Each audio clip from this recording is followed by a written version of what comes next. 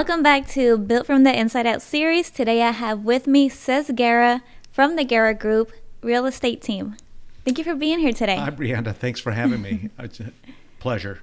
I almost got stuck with the title, but I Yeah, got it. it's a mouthful. It's in reality, it's Better Homes and Gardens, Gary Green, the Guerra Group. That's Okay. the full name. But the Guerra Group is my real estate team within the Better Homes and Gardens, Gary Green Corporation here in the Okay. metropolitan Houston area. Okay, so tell us a little bit more about what you do, who you Okay. are. Okay. Well, excellent. Before I get to the real estate part of it, I can give you a little bit of background about me because a lot of people don't know me or my background because it's only recently in the last 7 or 8 years or so that I've had my real estate license. But going back to born and raised in New Orleans, Louisiana. I graduated from high school a long time ago. I served in the U.S. Army. I was a paratrooper in the Army from 1977 to 1981 in the 82nd Airborne Division. So Wow. I have a high degree of love and admiration for the military, the veterans, and the folks that really put their lives on the line for our country. After serving, I went back to Louisiana, went to LSU, got my undergraduate degree at LSU, and began my career, spending some time, about 5 years or so, in the nonprofit sector. I was a program director and a manager of a boys and girls clubs of Greater Baton Rouge. Moved to the Dallas Fort Worth area in 1989 for a big promotion for the boys and girls clubs of Greater Fort Worth. Okay. And I was there for a year before things kind of shifted from the nonprofit work to corporate sales. I received my first corporate sales opportunity in 1990 and moved down to Houston. And so from that point on, 1990 to now, I've just been in some form or fashion in direct sales, whether it's consumer products or pharmaceutical products, working with all kinds of clients from physicians to hospital administrators, material managers, giving all kinds of presentations, individual presentations, group presentations, in all kinds of different settings. But the background in the corporate consumer products and pharmaceutical industry and the training that they provided, along with my military background, my educational background, kind of blended together to kind of bring me to where I am now. And, I forgot to mention that while I was in corporate sales, I also went into the executive MBA program at HBU, got my MBA there at Houston Baptist while I was working full time in the corporate world. And so as things change, I just went into the real estate business, got licensed at the very beginning of 2013 and kind of started beginning to understand the business, learn the business, working with clients, and ended up forming the team middle of last year. And so this is our first full calendar year of the Guerra Group. Oh, okay. That's awesome. Yeah, we're having a lot of fun, a lot of success, and helping a lot of people That's with good. their real estate needs. Okay, yeah. Well, now you get the opportunity to help some people that are on my channel by Yeah. answering maybe some basic questions. For example, maybe people who are thinking about buying a home and don't know much about it. Can you Right, tell us a little bit more? right. Uh, I often get called from folks in various stages of the house searching process. Some people just kind of begin without having a plan, and we can talk about having a plan, Okay, as we yeah. go. But I some think that people was me when I bought my house. Yeah. got to have a plan. Got to have a Yeah. plan. And I think that sometimes people call me and they're ready to look at houses. I want to go see this one. This really looks nice. I saw it on Zillow. I saw it on Realtor.com. I saw it on HAR, and I want to go see it. Okay, so I start asking questions because a lot of what I do is kind of like an Investigation may be a little kind of rough word to use, but I have to understand where the person is Right. in terms of being a qualified buyer. So I'll ask questions and try to find out, what the credit score is. Do you have enough money to for a down payment? And oftentimes, I get all kinds of responses from, I have bad credit, I don't have a job or Oh, wow. whatever, just lost my job or whatever, but I still want to buy a house. And it's a tough situation, but that's where the team comes into place, because we have a lot of folks on the team. It's myself and 7 other agents, and together with our affiliated partners of credit restoration, mortgage lenders, and various people that can help answer questions related to the financial part of home buying. We can get people on their feet, have a plan, Okay. and then end up buying a house. I'll give you an example. Last year, about Thanksgiving time, I met a young woman, an attorney, just moved back to Houston and was ready to buy. But because of the financial situation, she was not ready to do the down payment and qualify for the mortgage for financial reasons, because of the student debts and all of that moving, and Right. some rental history and things of that nature. But we just advised her, connected her with the right people, and she developed a nice plan to take some things off the credit score. And a year later, here we are, and she's closing on her house on December 22nd. That's awesome. Yeah, yeah, and that's a success story. And I think a lot of people, if you're, for the consumers out there, you have your heels dug in the ground, you have ideas of the way things should be. But if you're open-minded, and if you can take advice or guidance from the team, myself or somebody on the team that has helped many clients through this process, well, then we can give you the advice. We can connect you with the right people. We can help you get started on your road to success by developing that plan, that financial plan. So, what would be some of the steps to that plan? Well, I think that depending on the person, I mean, there's so many different things that can go wrong. It could just be lots of debt, I lots was of gonna ask that. Yeah. revolving credit debt, and maybe they've got a good job and they're just paying off their debt, but their debt is remaining high, so their debt to income ratio is not quite as what it should be, and lenders will back away from loaning a mortgage, because Right. their number one concern is, how is that person going to pay us that mortgage back? That's their number one concern. Yeah. They want to provide good service and an explanation and help that person understand the process, obviously, but they want to know how they're going to get that loan back. So they want a big down payment in a lot of cases. In some cases 3%, 5%, but in some cases the consumer can go up to 10 or 20 or 25% of the loan value. And in that case, the lender will be more open to working with that person. Okay. Yeah, I remember when I bought my house, so recently this past year I've become obsessed with Dave Ramsey. But even before I knew about him, when I bought the house, I made sure all my debt was paid off. Luckily, I didn't have any student loans or anything, so I worked through college, so I paid everything off as I went. But I had like a few things, and I was like, I need to make sure that all my debt. That was like my one thing. I was like, Right. I need to make sure all my debt is paid off. Right. And it doesn't all have to be paid off if they want to get a house, right? It's not a requirement. Exactly. It's just like maybe the smarter thing to do. Right, and that's a good way of looking at it.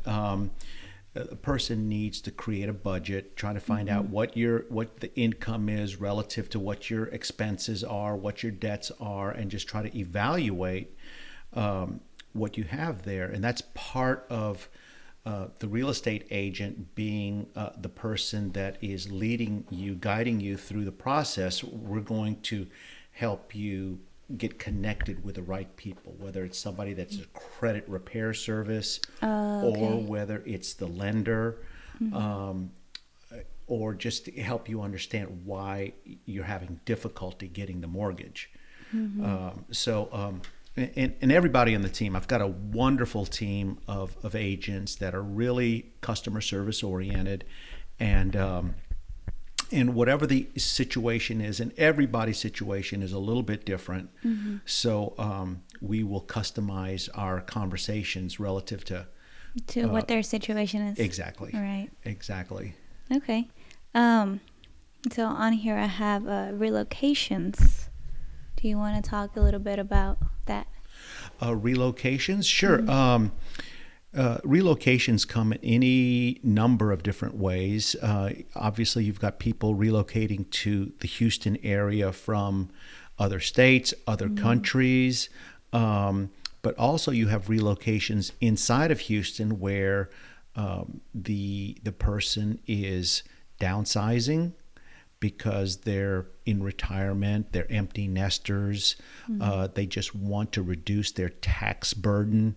Or you have a young family that has outgrown their house. Maybe they started out as a first-time buyer, just a little bungalow in the Heights or what have you, and now they've outgrown the house, and it's time to get more bedrooms and a yard and maybe a gated community and a swimming pool, rec center, that sort of thing. So there's all kinds of relocation, and one of the things that the benefit of working with a real estate group such as ours is that because we have a number of agents on the team, we can help you simultaneously not only sell a property but buy a property. We've done that a number of times where somebody wanted to buy and then sell, or sell first and then buy. It's always a personal decision, and but whatever it is, I mean, we can work through it because it's like a puzzle. You just have to figure out a way to make it all fit for the client. Right. And let's say they want to relocate, but they don't want to sell their house. They want to rent it out. Is that something that you also can help them with? Yes, absolutely. And that's a good plan. That's a great way to build equity. And I've worked with clients on that end too, where we've rented out their house, and it was an older house. They moved to another part of town, and then we listed the home, or we sold the home. But selling the home can also be a nice revenue stream for you, where you're making a little bit of money on top of your expenses to carry the costs of the home, the mortgage, the insurance, the taxes, the maintenance and upkeep. You want to have a good conversation with your realtor about covering your costs, and does it make sense? Can the rent that you can possibly get for that house, does it exceed your expenses? And so, if it doesn't, or if it's a break-even point, the consumer has to make that choice whether it makes sense for them. Right. Because then they would have to put in any money if something happened at the house and they needed to fix anything, right? Right. Because you've got a mortgage payment, you've got insurance and utilities and taxes. HOA and taxes and a lot of things. It is expensive to carry a home, but it is one of the wisest investments you can make, as long as you're comfortable in your house in a great neighborhood. Yeah. So I've always heard that if you're going to rent, you should have like a third party managing all of that. Is that something you guys do, or no? Like you collect the rent? No. Okay. We don't offer property management services, Okay. and it depends on the consumer, on the individual. Say, for example, if you only had one house, well, then you can easily manage that. But if you had 20 houses, 15, 20, 25 houses that you've accumulated over the years, well, then, I mean, you need to have a team Right. to make sure everybody's paying rent and that They're all not the destroying the home. that everything is being maintained properly and that the Right. leases are in place and that everybody is aware of when one consumer is getting ready to move out of a house and preparing to rent it out once again to keep the revenue stream going on that rental property. Okay. So like for people who do that, they buy a house, it's not paid off, they rent it out to do that, have a little bit of extra money while the renter pays for the mortgage. Sure. And then they go and they buy another one. Would you recommend that? I know it could put them in a sticky situation if both renters suddenly decided that they were going to leave. Yeah, I think that is a great question, and for your audience, from built from the inside out, for your audience, if they would like to have a conversation about that, happy to talk about it. It's a very I would say a personal decision. If you want to say if you want to rent your house like you're asking me. What is the plan? What is your plan to move? Are you financially able to do a deposit on another house that is going to be your homestead? Because you can only get a homestead exemption on one house. So the house that you live in is where you have your homestead exemption here in the state of Texas, which is a tax benefit. Right. And so if you don't have one, let's talk about it after the show. I have one. Okay, good. Yeah. Okay, good. Well, with the refinancing that I recently did, I was learning a lot. Okay. All right, good. Yeah, there's a good. lot I didn't know. Do you want to talk about refinancing? Yeah, absolutely. Absolutely. Just depending on what your interest rate is. My rule of thumb on refinancing is if you can save at least 1 full percentage point, well, then it is a good option for you. And so, you can save anywhere from $100 a month to $150 a month, and it adds up. You take that, multiply it times a year, times 5 years, times 10 years, and that's a big, big savings that goes into your bank account. Yeah. It goes into the your vacation or what have you. Right. But refinancing does make sense because interest rates are so low, historically low at this time. I was going to ask you, is it solely based on interest rate? When you're trying to decide, should I refinance? Should I not refinance? Not solely based. Okay. I think that's the primary concern is if you can save a full percentage point from where you are, where you started your mortgage, and where you are in terms of the years. If you're 15 years into the mortgage, well, that's a little bit of a different conversation from somebody that's been in their mortgage for 3 years, 4 years, 5 years. Right. So it's different because you have less equity in the house at the beginning. Somebody that's been in the house for 10 or 15 years, they've built up some equity, and the decision process is a little bit different, and depending on their interest rate too. Right. The overriding Yeah. decision. So you were mentioning that interest rates are at an all-time low right now. I think mine went down 2%. You went down 2%. Almost 2%. Fantastic. Yeah. Fantastic. So we can tell the audience that we ran into each other. I think it was beginning of September. We were at the pageant, the Miss Houston Latino pageant. Yes. Yeah. And we were actually both judges. So to fill in the rest of the story, Brianda had approached me a couple of years ago with the possibility of selling your home. And I think this was the first time that I saw you was at the pageant, the first time that I'd seen you in a long time. And I remembered back to your house, and I thought to myself, okay, this is a good opportunity to refinance. Have you refinanced? And you said no, you hadn't refinanced. And without giving away too many personal issues related to your personal situation, it was just a typical consumer type of situation where consumer does a little bit of homework. You got to put in the elbow grease. You got to figure out the arithmetic, the numbers to it. It's not always an easy decision. You've got to make sure that all the numbers add up right, and that the lender that you're working with is transparent, informative, and helpful, and you can make your decision one way or the other. And so you were able to save 2%. I mean, that's pretty good savings. Yeah. And I think when you mentioned it to me, we figured that the closing costs and everything to refinance, you would make it up within a year. Yeah. So you'd break even in a year, and then after that, you're making money. You're saving a lot of money. So that's a good decision that you made there to refinance. Yeah. So for those listening who might not know, because I didn't know this, the whole breaking even thing, that would be the money that I'm saving on what I was paying in interest. It'll add up to my closing cost, right? And that would, or how would you explain that? Right. Just to make it easy, let's just say if your closing cost were $1,200, and you paid $1,200, and you were saving $100 a month, it would take you 12 months to make up that $1,200 to break even. You explained it better than I did. Yes.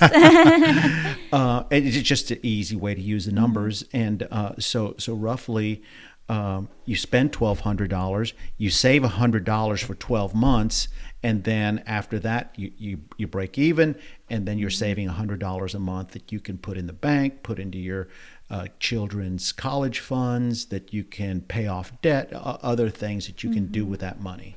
Right. So why do you think, or why is it that interest rates are so low right now? The people that make those decisions on the interest rates are way far removed from me. Washington, D.C., and it's the Fed, the Federal Reserve, is behind that, and it's all the power players in Washington, D.C., and the World Bank, and all of this stuff. How everything is intertwined. I don't know exactly what goes into the decision-making rates, and the chairman of the Fed. Everybody knows some of the names in the past, whether it's Alan Greenspan or Janet Yellen, some of the other chairmen of the Fed that have been out there. They, when they speak, people listen, and so I don't know all the inner workings of it all, but they've got the interest rates really low now to give consumers incentives to buy things on mortgage, whether it's cars or houses. Yeah, and I was going to ask you that. Would you say now is a good time to buy? Because I was on the phone with my mom earlier, and there's a lot of misinformation, and she, I told her, I was like, I'm filming a podcast in a little bit, and she was like, what are you guys going to talk about? And I was like, we're talking about houses, buying, or financing, everything finances. And she was like, I heard that right now the value is going down and it's not a good time to buy. And I was like, that doesn't make sense. She was like, well, ask him. And I was like, okay, I'll ask him. Well, yeah, I would ask her where she heard it and what they were talking about, because while the overall market is hot, and some of the factors such as the active listings on the market and the number of days on the market is down. I mean, there's different metrics that can give us clues as to how hot the market is, what areas of the city are hot. I don't know, she might have been talking about a particular area or a particular price point. I don't know. Yeah. And I guess that there's a lot of misinformation out there, so I don't know where she heard that. Yeah, no. And it's okay. What she heard may have been true. Okay. What she heard may have been true, because there are certain areas of town that are not hot. There's certain price points. The higher priced houses are not as hot as the lower priced houses, because there's just more people in that group of consumers that are buying houses, say within 250 and 500,000. There's just more people out there buying those houses. And people that are buying $1 million houses and above, there's just fewer numbers of them. And so who knows, maybe they're set, unless they're moving in from California or New York or whatever, Mm-hmm. trying to get out of Who some of knows? those areas. Yeah. Yeah. Yeah. Okay. So would you say the best time to buy is whenever the value is down, and then the best time to sell is when value is up? Yeah, I guess it's you're looking at it. You're kind of thinking about it like the stock market. Buy low, sell high, right? Okay. Everybody knows that, but Mm-hmm. the overriding thing when I'm talking to clients is Mm-hmm. that this is your home. You want it to be a home that you're happy with it. Of course, it's an investment. You're Mm-hmm. building equity, but Right. try not to think about it in terms of the stock market, Okay. because just like the stock market has good days And bad days. and it has bad Right. days and bad cycles, Mm-hmm. and sometimes property values go down. So, but the thing about it is, if you live in a house, let's just say for the sake of discussion, you buy it Mm-hmm. for $500,000, and Okay. you live in it for 10 years, and you've got some equity, but 10 years from now, um, it sells for $500,000 again, when you would have expected it to sell for $700,000. Let's just say, for the sake of Mm-hmm. discussion. Um, well, was it a bad investment? I mean, you're getting your money back, right? Yeah, It's not you good didn't or bad. you didn't throw away 10 years worth of rent. Right. You didn't. You built all of these memories in the house. You had Mm. children in the house. You had parties in the house. You had graduation parties, or all these things in the house. Mm-hmm. And so there is a value to that. And I think that's an important thing. And I think it gets lost on some people. But, we're talking hypothetical, of course. But, for the most part, Mm-hmm. real estate is such a solid investment, because if you buy it at any point in time and you plan to hold it Mm-hmm. for 10, 15, 20 years, most likely you're going to have equity in the house. It's going to increase in value, and you're going to come out ahead. You're going to be able to, as you say, time to relocate, Mm-hmm. whether it's time to upsize or downsize, and make that determination when the time comes. Yeah. Yeah. So if someone who is wanting to invest in real estate, how would they know when a good time to buy is? Where did they get that It's information from? always a good time to buy. Yeah. It's always a good time to buy. And it really is. It really Yeah. is. It's always a good time, even when the market's hot. Okay. Because you can find deals. And so, again, I would say, and it doesn't necessarily have to be me, because, most people know real estate agents. And if you know a real estate agent, I would say go to them, call them, email them, ask your questions, and see if they're, really answering the questions fully, completely, and being transparent with your questions. Okay. But I think that any time is a good time to buy, based upon what you're trying to accomplish. Okay. Are you trying to buy a house, or are you beginning to buy a portfolio of rent houses? Those are two different questions, two totally different, consumers. Right. Yeah, so you've got to answer it. And then one person, the person that wants to buy a house, could have a great credit score, have a great job, and it could be ready to go. And yeah, let's do it. You can qualify for your mortgage, and we can have you in the house before the end of the year. And that's one thing. And the person that wants to buy investment properties is just dreaming, is just barking up the wrong tree. You just don't know. And that's why I said before, I have to do a little bit of an investigation, and I have to ask some questions. And sometimes people get a little shaky when you start asking questions, and don't want to necessarily tell you the truth, or what have you, and tell you that they only have 2 nickels in the bank. And it's just like, that's a tough conversation. And Right. and we are sensitive to that. We are definitely, and if now is not the right time, we're going to help you. We're here to help guide you to the right resources, and planning. Like you said, Dave Ramsey's a great resource of getting that credit debt paid off and get some savings, get the emergency savings Yeah. built up, and Yeah. get yourself ready for the decision that you want to make. Okay. So if someone wanted to, let's say they own a house right now and then they wanted to buy another house to rent, you take into consideration, will they be able to pay both mortgages in case things went wrong or no? Well, yeah, because you're on the hook for it. Right. If you wanted to do it, that's what I would ask you. What if your tenant walked out on you? How long is it going to take you to find another tenant? Right. Can you handle that? Do you have that emergency stash of 2 to 3 months to cover that rent while we're looking for another tenant? And your financial situation better than anybody else. And, if you had a house and wanted to buy another rent house, that's what we would do. We would just, okay, all right, how much,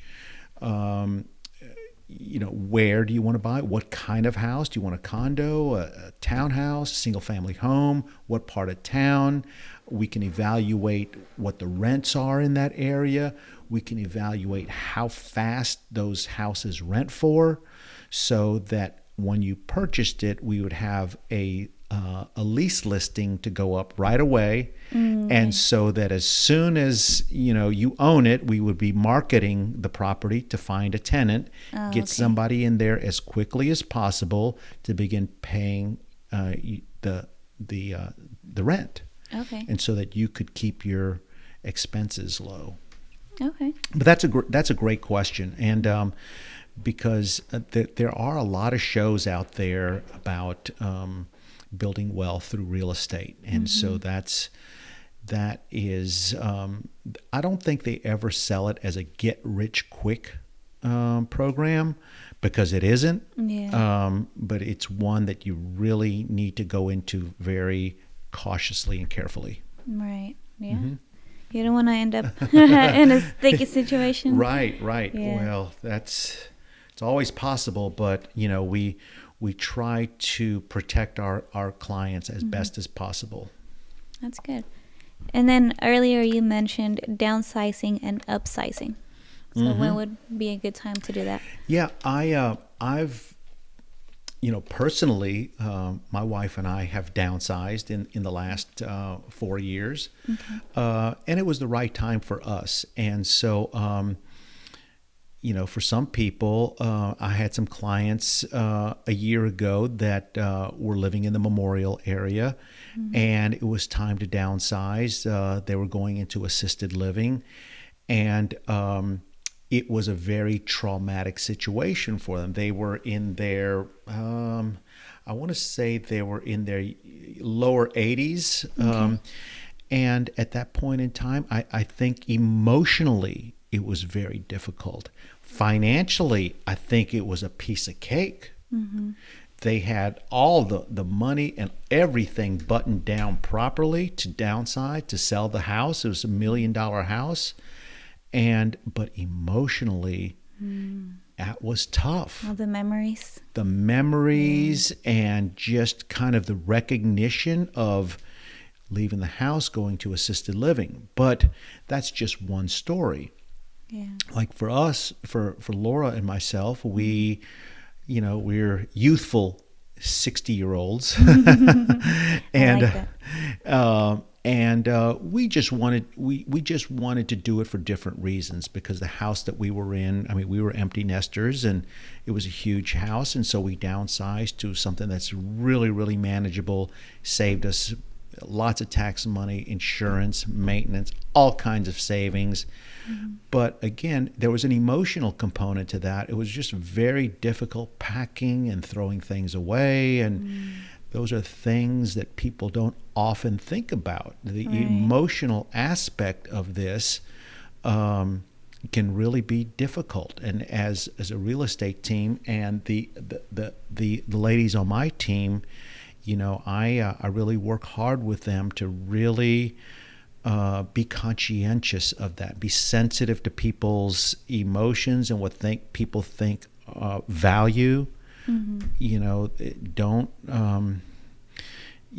because in the end, a house it's just a house and real estate. The buyer is just looking at the house for the walls, the roof, the foundation, the lights, and the sink, and the kitchen, and all that stuff. And that, but for you, for the owner, you had your children there, and you had parties there, and all those the barbecues in the backyard and everything, and that's just going to be like an emotional ripping the heart out, and it's tough, and you've got to be sensitive to that, but you've got to explain to the owner that while you do feel that is important and you do feel that is valuable, your memories and things, I mean, you have to be realistic that the buyer is not buying your memories. The buyer is buying the real estate, and you can't put $1 million on the house because it was $1 million memories. But and that's part of the relocation part too, where we come in and we analyze the comparative value of the homes in the area, and we give the best possible guidance to where we believe that the owner of that house should start the marketing, the list price of that house. Okay. So lots of little things that are going on with the situations, and they're all different. So whenever you get ready to upsize, I'll be here to help you. Thank you. We're thinking about it. Eventually. Okay. Yeah. All in good time. Right. It's all in good time. And you'll know when the time is right. You'll know if you have the plan in place now. You'll know when the bank account is flush and you're ready to do it, and you've analyzed your current living situation, and you know that you've maintained your house properly, you've put a new roof on the house, you've updated your air conditioners and water heaters and kept everything up to par, and you can get top dollar for your house, or rent it out, whatever the case may be, whatever your goals are, we can adjust the plan to help you make it happen, to help you make your real estate dreams come true. Yeah. That is the tagline of the Guerra Group, by the way. Oh, okay. We are here to help you make your real estate dreams come true. I like that. Yeah, because when I bought this house, it was like kind of like what I had pictured in my mind for me as a single person. But it's not the house that I picture as a married with kids person. So. Okay. Yeah. Okay. Yeah. That is, for you, that was what you were thinking about. And then for somebody else to buy this house, they could be thinking about a family. So when you go to resell it, think about where are, the fish in the pond, so to speak. Fish where the fish are. People looking at in this neighborhood for a family setting. I would say yes. Right. I would say yes. As you enter the neighborhood, it's gated, beautiful walkways and trails, and you can see where the landscaping is beautiful and it's safe, and it would be ideal for a single person. Or would be ideal also for a family. Right. And just depending on schools and things of that nature. I guess we'll see. We'll still have time to talk about that. Of course. All right, so let's talk about a little bit about down payment and credit score. Down payment and credit score. Okay. As the real estate agent, people will often ask me, how much should I put down? My credit score is, 680, 720, 820, whatever the case may be. But you know what? It's good for me to hear, because as a real estate agent, that gives me some clues as to the viability to understand if you are a qualified buyer or not. But who it really matters to is the lender.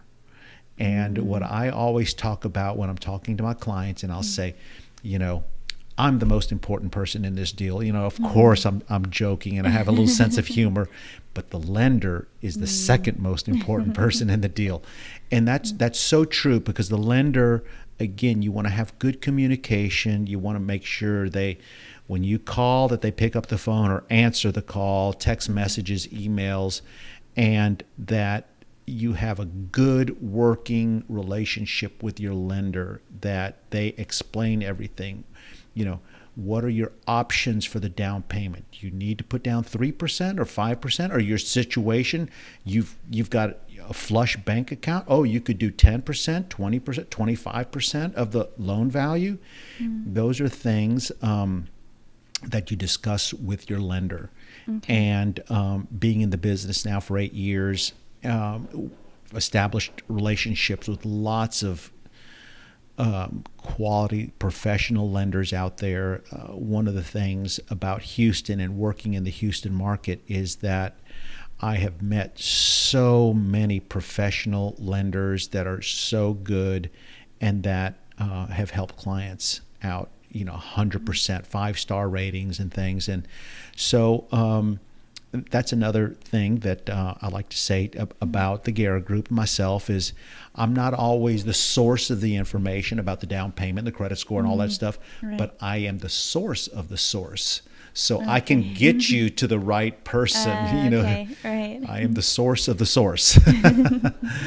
Okay, so going off a little bit off of what Dave Ramsey says, he usually recommends doing 20% down payment. Would you agree with that? Yes. Yeah, that Okay. is ideally, a good down payment is 20%, because theoretically and in reality, you can immediately save on your PMI, the mortgage insurance, which is required by the federal law. If you're under 20%, you have to pay the PMI. So if you pay 20% and above, you're immediately off the hook for the PMI. So that's money that you're putting into equity, essentially. Right. And for those of people who might not know, PMI or mortgage insurance is different from your other type of insurance that you also need on the house, right? Correct. So you also need homeowners insurance if you're buying a single family house. But in some situations, if you're buying a condo, your HOA covers the expense for the insurance on the building itself. Oh, okay. All you really need when you buy a condo is renter's insurance, so to cover your belongings, your jewelry, your stereo, your clothing, your furniture, all of those items, just like a renter. Because essentially all you're doing with a renter's insurance is covering the inside. Your HOA is covering insurance on the building. Okay, I didn't know that. Yeah. Again, I mean, it's such a complex decision when you're buying a house, because not only do you have the opportunity to buy different kinds of houses, whether it's a condo in a high-rise or a condo in a little complex, or townhouses, single family, 3-story structure, single family out in the burbs. I mean, it's just whatever you want. Again, there goes the investigation. I'm asking questions. What part of town? What's important?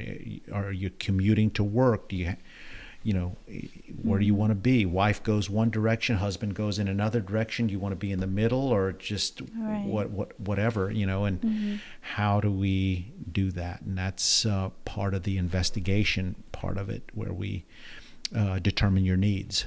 Okay. And let's talk a little bit about escrow. Okay. What it is, and then I also have the question. So whenever you buy a house and you put down 20%, does that give you the option to either do escrow or not do escrow?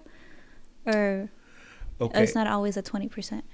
No, it's not always 20%. Okay.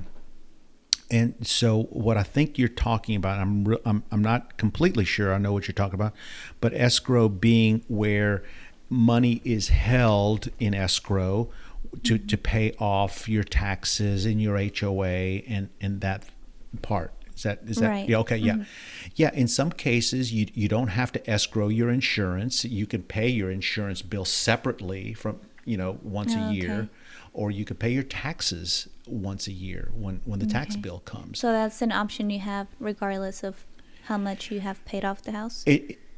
Yes, yeah, Okay. yeah. And again, check with your lender. Every Right. situation is different. Right. And so depending on the financial instrument that you're using to purchase the house may determine what they're going to allow as far as, in your credit score, how it blends into the whole process too, because Mm-hmm. it may be a situation where you are required to pay your insurance and taxes and everything in escrow. Okay. Yeah. So, and that's something for the consumer to Mm-hmm. figure out with the lender. Okay. Okay. So yeah, and so I personally, even when I was district manager, pharmaceutical company, making good money, and I thought to myself, for me, I want to put it into escrow, even though I know it's a loan. I'm loaning money out at no interest. Mm-hmm. Dave Ramsey probably would not like that, Yeah, no, but absolutely he would not like that. not. But for Yeah. me, I budgeted, so I knew that when the tax bill came at the end of the year, it was there. Oh, okay. And I knew when the insurance bill came at the end of the year, it was there. And I so, guess it just depends on who you are as a person. yeah, Yeah. exactly. Again, Yeah. individual choice, Yeah. and what your situation is. Right. Yeah, I got rid of that. Once I understood how it worked exactly, and I was Yeah. like, I can save that money. I Yeah. don't need to give it to y'all. Yeah. So now you're saving it. You've got it in an interest-bearing account, and there you go. You're off and running. You pay your bill on a timely fashion, and you're good to go. Right. So, going back to the credit score. So, let's say someone is following Dave Ramsey's, steps, and, he says it's not important. So, let's say someone has a zero credit score, whatever, because they haven't borrowed any money. How would they buy a house? Great question. That is a great question, because I've had clients like that too, Okay. where for some reason they were either living with a parent or living in a situation where they had no credit cards and no credit history and things like that. So they have to work with a lender, Okay. and the lender is going to require lots of documentation, and but it is possible. Okay. So I don't know if I have a solid 100% answer to that, or somebody with no credit score, how is it done? Okay. But I know it's possible. Right. I can say that with certainty, that it is possible, where a person will have to put down maybe a lot more. Okay. So yeah. Yeah, that's good to know. Some people don't know that. They think Yeah. that they need a credit score and it has Yeah. to be super high. Yeah. And they go into all this debt trying to get that credit score just to buy a house. Yeah, that credit score. The credit score, I think, is designed for one person, for one purpose. That's to get you to borrow money. Yep. Yeah, those credit card companies, as Dave Ramsey says, are in the business of separating you from your money, and they are good at it. Yep. Yep. So stay away from the credit debt, Yes. if at all possible. All kinds of debt. Just say no to it. Exactly. Do you want to talk about interest rates? Interest rates, we touched on it a little bit earlier. They are at historical lows. And for that reason, it is a good time to buy if you're going to take out a mortgage. Again, have a plan in place where you're talking to a real estate agent or your lender. A lot of people want to start looking at houses before they have the financial component figured out. I'll say, yeah, you've jumped into step 2 already here. So let's go back to step 1. Let's get that mortgage figured out, and then let's come back so that when we're ready to offer on a house, we are qualified buyers. But interest rates are low. It's a great time to buy. If you're looking, certainly feel free to give us a call. We'll be happy to work with you and guide you in the right direction. Okay.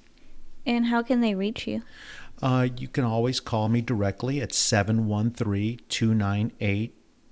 713-298-6070. I almost forgot my phone number. 713-298-6070. You can search the Guerra Group online. Ces Guerra. I'm easy to find. And if you can't find me, call Brianna. She'll put you in touch with me. Yes, just let me know. So like two more topics I wanted to cover real quick. Yeah, of course. Mortgage products. What is that? Mortgage products, again,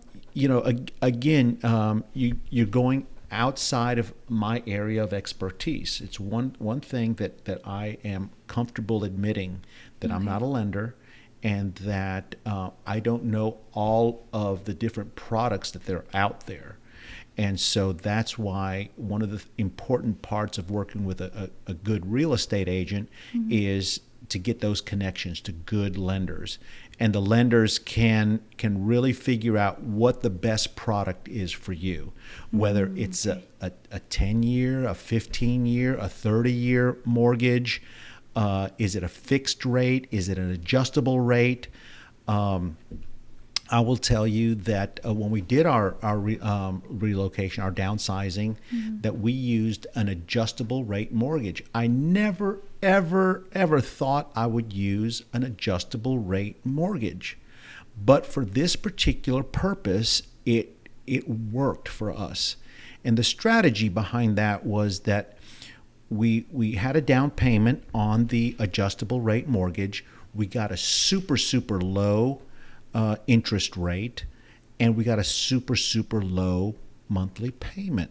And so we were owning two houses at the time. So we had we owned two houses at the time. So we had a small payment on the new house, and we had no payment on the other house. So when we sold the other house, we ended up, which took us a long time. It took us a little bit over a year to sell that other house because it was in a part of the slow market.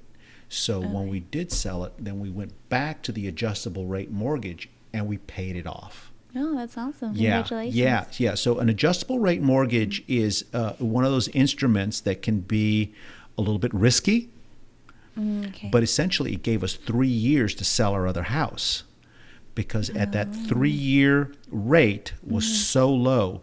But the adjustable rate means that in 3 years, it goes up to the current market rate. But we paid it off in a little bit over a year. That's awesome. Yeah, So it goes back to what you were saying. It all depends on your personal situation. Exactly. It depends on your personal situation, and it depends on what you're trying to do. But we can figure out how to get through it, with the support of a good lender. Okay. And then the last one would be home search strategy. Home search strategy is so important to everybody. So many different factors can come into the home search, and whether it's the commute or the school or what have you. And we can search by zip code. We can search by school district. We can create a map on the MLS and search by certain areas, and again, that's part of the investigative work that we do, asking the questions and trying to find out what is important. But most people have an idea of where they want to live. They want to live close to their parents so that they have the built-in babysitters. Or they want to live close to downtown because they work downtown. Or they want to live near the energy corridor or near the Woodlands corporate headquarters for Exxon or the airport because they're pilots or whatever. So whatever the case may be, I'm going to try to find out what's important to you,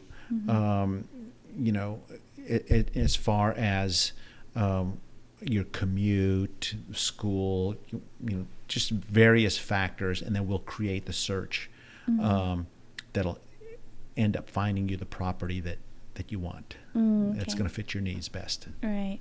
I remember when I bought this house, I was working in Freeport. I would be in Houston every weekend, and then I was going to school in Clear Lake. So it was 30 minutes to, both all three ways. So I was Yes. like, this is right in the middle. Yeah, exactly. That's the perfect scenario for the search strategy. So Mm-hmm. for you, I don't know who was helping you at the time, or if you just looked at the map and Yeah, I just looked at the map. looked at the map and just said, okay, I like downtown, school, work here. Okay, so this area is right in between, and it just made sense.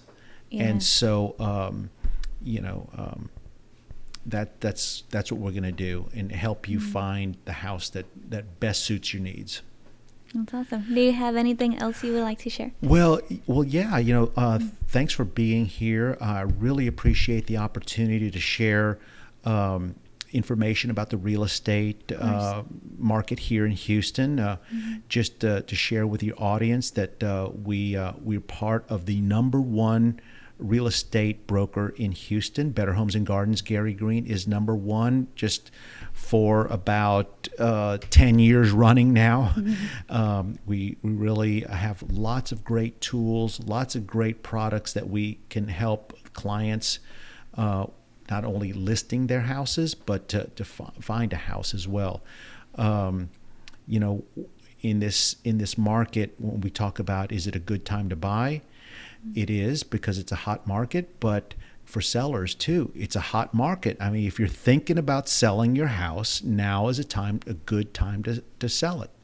And so we'll meet with people and develop a sales strategy, again, that fits their timeline, what they're trying to accomplish, and we'll get it done in a way that is quick, easy, and as hassle-free as possible. But I'm easy to get a hold of, and we have a great team of agents that are always available to help. That's awesome. Thanks for having me. Of course. Well, thank you for being here today. My pleasure.